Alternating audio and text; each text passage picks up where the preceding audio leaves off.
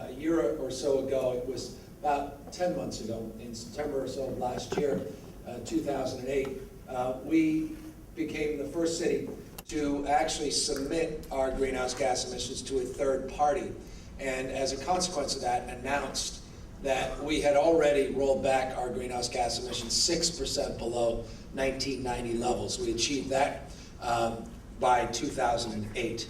I say this not to impress you, but to impress upon you the point that it was remarkably easy to do. We had a city whose population grew by over 100,000. We had experience in 2006, 2007, not dissimilar to a lot of municipalities across the rest of the state and country. Tremendous amount of economic growth. At the same time, we saw a substantial reduction in our total greenhouse gas consumption. And we were able to do that not just because we had a framework of a plan, but that we decided to lead the way in terms of implementing that plan. We put together the most aggressive green building standards anywhere in the country. If you want to do a municipal building, we had long required LEED certification, but now we require it for all private sector construction, including, by the way, this hotel that you're in. We hope it will meet the LEED Gold certification very shortly, but in order to build at this site, they had to meet at least LEED Silver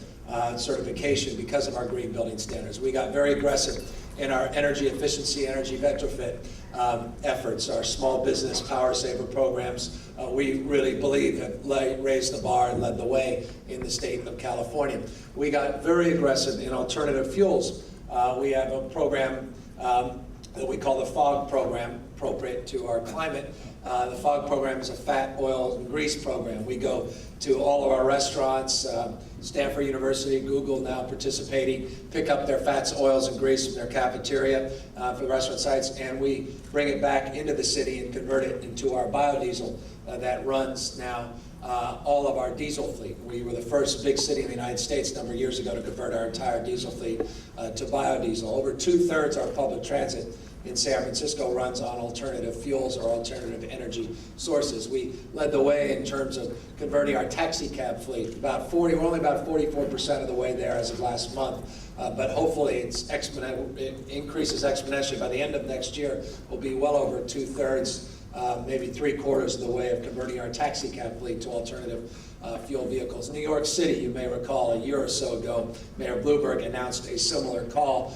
They got caught up in litigation, and as a consequence, they're way behind, but San Francisco has been afforded the opportunity to move forward. We have been aggressive in trying to pursue some interesting urban wind generation strategies and create as-of-right zoning for urban wind, not just rural and suburban wind farms. We, in fact, have spent almost 6 years now trying to get an application for a tidal project right below the Golden Gate Bridge, the mouth of the San Francisco Bay, to take a wind farm and put it underwater, in essence, and create the energy from the tidal flows that come in and out of the mouth of the bay. And then about 5 miles off our coast in Ocean Beach, we have an application to become the first commercial project in North America, at least, well, certainly in the West Coast of North America, for a wave generating platform, which we think holds great promise, arguably a lot more promise than even our tidal energy strategies.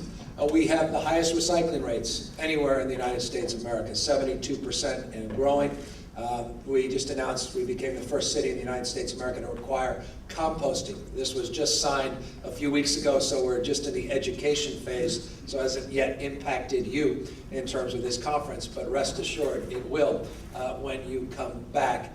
We're trying to raise the bar in almost every category of environmental stewardship, but none more exciting, long-windedly, to the point of this conference, than the area of solar. We were way behind a couple of years ago in terms of our per capita generation on solar.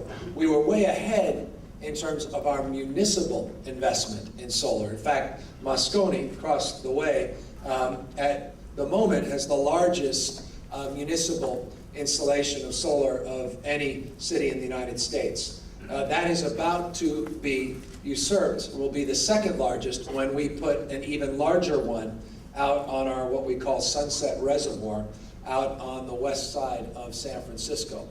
So we really try to raise the bar in terms of municipal ownership, in terms of the capacity, development, and generation of solar, and really trying to raise the bar of consciousness Where we had failed was in the private sector. And I think for the same reason that it was probably challenging, Mayor, in your city and other cities, Berlin and elsewhere, to convince folks that this was an ideal location for solar. We had those same challenges with a city that is rarely as beautiful and warm as it is today, where the summer months in particular are the coldest months. You recall Mark Twain said the coldest winter he ever spent was a summer in San Francisco. So we had a difficult time not just convincing visitors, but convincing our residents of the opportunity to dramatically generate this source of energy. And so what we did is we incentivized it. And just a year ago, it's remarkable how quickly this has taken shape. A year ago, we put together the most aggressive local incentive program of any city in the United States of America. If you want to install solar on your roof at home, we will provide incentives that go up to about $7,000. This matches the Million Solar Roof Initiative that was established as a framework in California, and of course, we're able to leverage and take advantage of the federal tax incentives and tax credits that exist nationally. And when you do that, you get to a point where it's a very modest cost to install solar in our city. A consequence of all of these efforts and the marketing and the promotion of that program is just last week we announced that we now have the highest per capita generation of any city in the state of California in terms of solar, 6 times greater than Los Angeles. We don't have as many solar installations as Los Angeles, it's a city much larger, or even San Diego, but we're third. But on a per capita basis, we have reached the top in just 12 months. We are just getting started. We've seen a 450% increase in the total number of installations since we created this local incentive. And the incentive works, from my perspective, in a way that it should work. It incentivizes the workforce training investment that we are also making by making sure that people that have been locked out of the old industrial economy are locked into this new green economy, and our workforce training programs are focused on environmental justice and the issue of race in relationship to the environment.